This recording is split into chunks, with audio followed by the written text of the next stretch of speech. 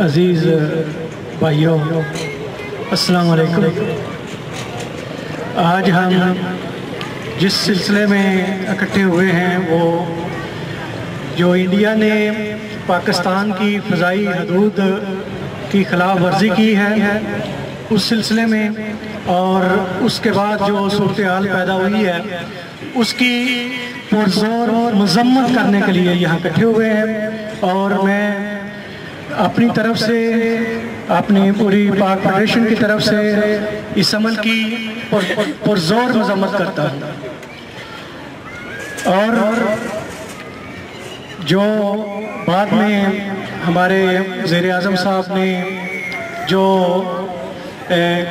एक उनका पायलट वापस किया है, मैं समझता हूँ कि ये भी एक अच्छी बात है कि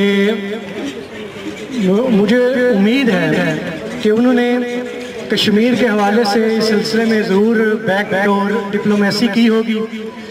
और मुझको उन पर यकीन है कि इस कश्मीर के हवाले से ज़रूर उन्होंने इस हवाले से बात की होगी, जो मुख्तलिफ मैसेज हैं और जो मुख्तलिफ मालिक हैं उनके ज़रिए। और हम सब उम्मीद करते हैं इससे एक दुनिया को भी अच्छा पैगाम गया होगा और मुस्तक़बिल में भी एक अच्छा रिज़ल्ट निकलेगा।